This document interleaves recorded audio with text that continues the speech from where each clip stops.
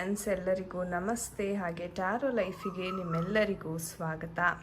So ಯಾರೆಲ್ಲ first time ಚಾನಲ್ನ ನೋಡ್ತಾ ಇದ್ದೀರಾ, ಚಾನಲ್ಗೆ ಸಬ್ಸ್ಕ್ರೈಬ್ ಆಗಿ ಹಾಗೆ ಬೆಲ್ ಐಕನ್ನ ಪ್ರೆಸ್ ಮಾಡಿ.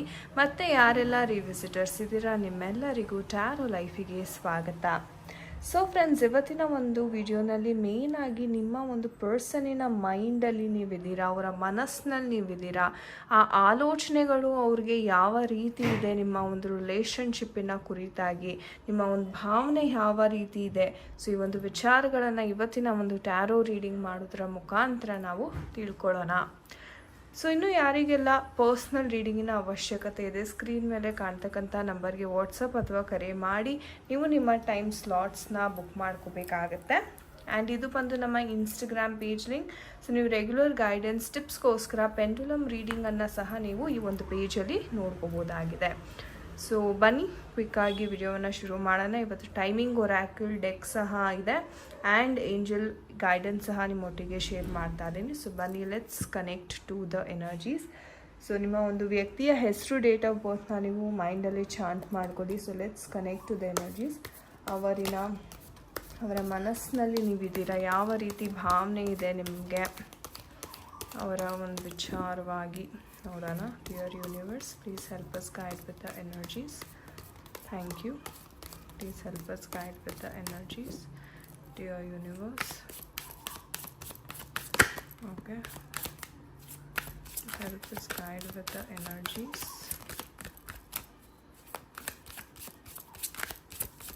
So we first have Four of Cups ಬರ್ತಾ ಇದೆ. ಓಕೆ, ಸೊ ನಿಮ್ಮ ಒಂದು ಪರ್ಸನ್ನಿನ ಹೆಸರು, ಡೇಟ್ ಆಫ್ ಬರ್ತ್ನ ಮೈಂಡಲ್ಲೇ ಚಾಂಟ್ ಮಾಡ್ಕೊಳ್ಳಿ. ಸೊ ಯಾವ ರೀತಿ ಇದೆ ಅವರ ಒಂದು energies. So we have page of pentacles. Okay, page energies ತುಂಬ ಬರ್ತಾರೆ. ಓ ವಾವ್, 3 ಪೇಜ್ ಎನರ್ಜೀಸ್ ಬಂದಿದೆ. Okay, so we have 8 of swords. Okay, and we have 7 of cups.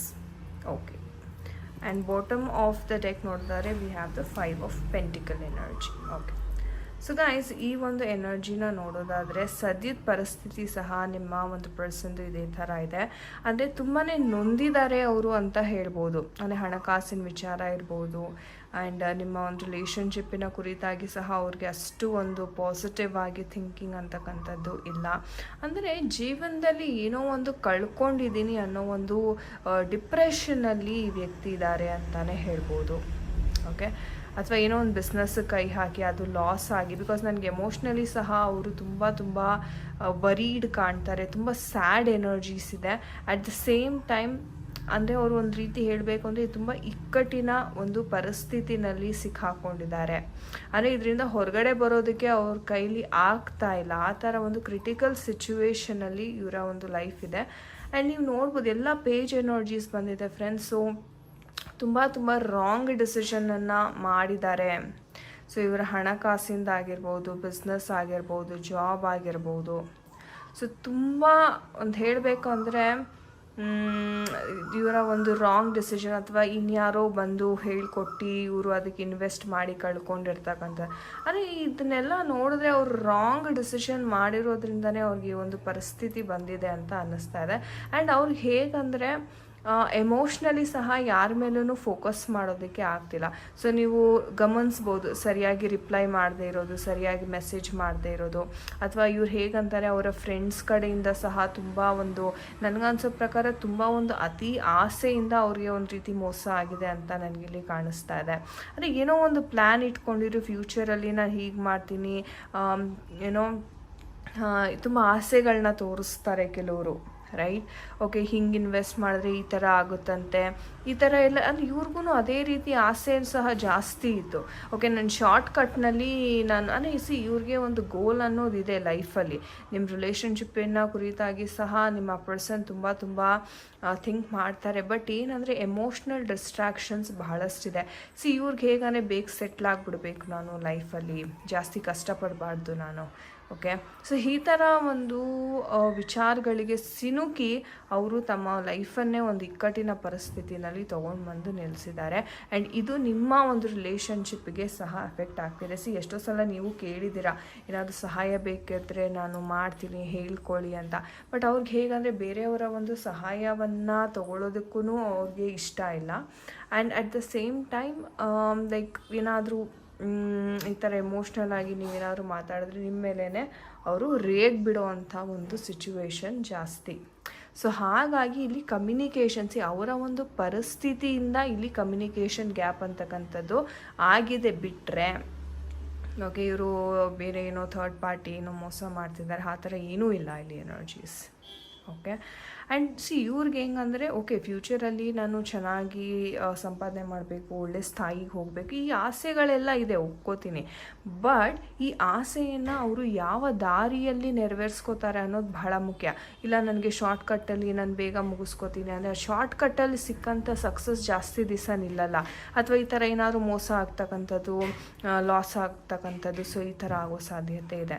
And ಹೇಳಬೇಕು ಅಂದರೆ ಅವರ ಒಂದು ಮೆಂಟಲ್ ಹೆಲ್ತ್ ಸಹ ಅಷ್ಟು ಸರಿ ಇಲ್ಲ, ಆರೋಗ್ಯ ವಿಚಾರ ಸಹ ಅಷ್ಟು ಸರಿ ಇಲ್ಲ ಇವರ ಒಂದು ಪರಿಸ್ಥಿತಿನಲ್ಲಿ. ಬಿಕಾಸ್ ಮೆಂಟಲಿ ಸಹ ಡಿಪ್ರೆಸ್ಡ್ ಆಗಿದ್ದಾರೆ, ಜೊತೆಗೆ ಫಿಸಿಕಲಿ ಸಹ ತುಂಬ ಹೆಲ್ತ್ ಇಶ್ಯೂಸಿಂದ ನರಳ್ತಾ ಇದ್ದಾರೆ ಬಿಕಾಸ್ ಆಫ್ ಇದೆಲ್ಲ.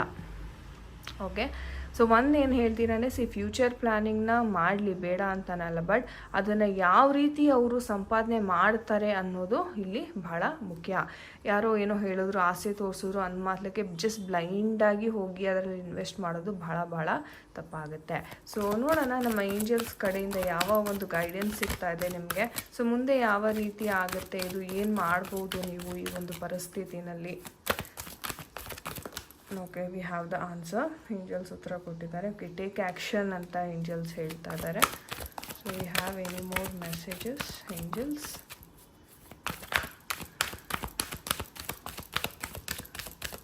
Okay, what else we have?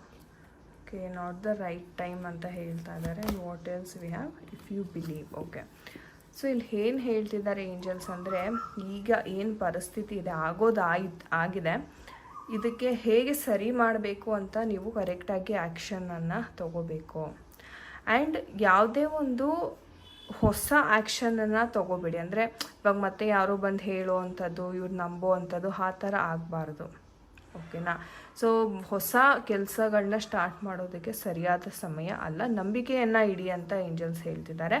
But you have to take proper action. ಸರಿಯಾದ ಆ್ಯಕ್ಷನ್ ತಗೊಳ್ಳದೆ ಇದ್ದಲ್ಲಿ ಓಕೆ ಇದು ಪರಿಸ್ಥಿತಿ ಇಂಪ್ರೂವ್ ಆಗೋದು ಬಹಳ ಕಷ್ಟ ಇದೆ. ಓಕೆ ಫೈನ್, ಕರೆಕ್ಟಾಗಿ ಆ್ಯಕ್ಷನ್ ತೊಗೊಂಡು ಇನ್ನೆಷ್ಟು ತಿಂಗಳಲ್ಲಿ ಅಥವಾ ಇನ್ನೆಷ್ಟು ಕಾಲ ಅವಕಾಶದಲ್ಲಿ ಈ ಒಂದು ಪ್ರಾಬ್ಲಮಿಂದ ನೀವು ಹೊರಗಡೆ ಬರ್ತೀರಾ ಅಂದರೆ ನಿಮ್ಮ ಒಂದು ರಿಲೇಷನ್ಶಿಪ್ ವಿಚಾರವಾಗಿ ಯಾವಾಗ ಈ ಒಂದು ಸಿಚುವೇಶನ್ ಸುಧಾರಣೆ ಆಗಲಿದೆ.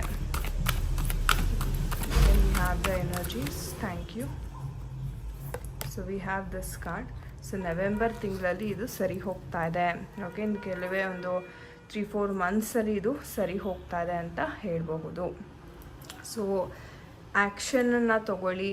ಓಕೆ, ಆ್ಯಕ್ಷನ್ ಅಂತಂದರೆ ಈ ಪರಿಸ್ಥಿತಿಗಳನ್ನ ಯಾವ ರೀತಿ ಸುಧಾರಣೆ ಮಾಡಬಹುದು ಅನ್ನೋ ಕಡೆಗೆ ನಿಮ್ಮ ಆ್ಯಕ್ಷನ್ ಅಂತಕ್ಕಂಥದ್ದು ಇರಬೇಕು. ನಿಮ್ಮ ಪರ್ಸನಿನ ಆ್ಯಕ್ಷನ್ ಕೂಡ ಅದೇ ಥರ ಇರಬೇಕು. ಆ್ಯಂಡ್ ನವೆಂಬರಲ್ಲಿ ಸ್ವಲ್ಪ ಸುಧಾರಣೆ, ಒಂದು 3-4 ತಿಂಗಳಲ್ಲಿ ಒಂದು ಸುಧಾರಣೆ ಅಂತಕ್ಕಂಥದ್ದು ಬರ್ತಾ ಇದೆ. ಓಕೆ, ಸೊ ಒಳ್ಳೆಯದಾಗಲಿ, ಭಾಳ ಒಳ್ಳೆ card. And thank you angels ಅಂತ ಕಮೆಂಟ್ ಸೆಕ್ಷನಲ್ಲಿ ದಯವಿಟ್ಟು ತಿಳಿಸಿ. Let's thank the angels for the beautiful messages. So yes guys, ಇದಾಗಿತ್ತು ಇವತ್ತಿನ ಒಂದು ರೀಡಿಂಗ್. ಐ ಹೋಪ್ ನಿಮಗೆ ಇಷ್ಟ ಆಗಿದೆ ಅನ್ಕೋತೀನಿ. ಆ್ಯಂಡ್ ಯಾರ ಜೊತೆ ಎಲ್ಲ ಅದು ರೆಸನೇಟ್ ಆಯಿತು ಖಂಡಿತ ಕಮೆಂಟ್ ಸೆಕ್ಷನಲ್ಲಿ ತಿಳಿಸಿ. ಆ್ಯಂಡ್ ಇನ್ನೂ ಯಾರಿಗೆಲ್ಲ ಟ್ಯಾರೋ ಕಲಿಯುವ ಆಸಕ್ತಿ ಇದೆ, ನಮ್ಮ ಟ್ಯಾರೋ ಲೈಫ್ ಅಕಾಡೆಮಿ ಕಡೆಯಿಂದ ನಾವು ಕೋರ್ಸಸನ್ನು ಸಹ ಪ್ರೊವೈಡ್ ಮಾಡ್ತಾ ಇದ್ದೀವಿ. ಸೊ ಯಾರಿಗೆಲ್ಲ ಆಸಕ್ತಿ ಇದೆ ಖಂಡಿತ ಬಂದು ನೀವು ಜಾಯ್ನ್ ಆಗ್ಬೋದಾಗಿದೆ. So friends, thank you so much for watching this video. ನಾನು ನಿಮಗೆ ಸಿಗ್ತೀನಿ ಮುಂದಿನ ವಿಡಿಯೋದಲ್ಲಿ. ಅಂಟಿಲ್ ದೆನ್ ನಿಮ್ಮೆಲ್ಲರಿಗೂ ನಮಸ್ತೆ. ಹರೇ ಕೃಷ್ಣ.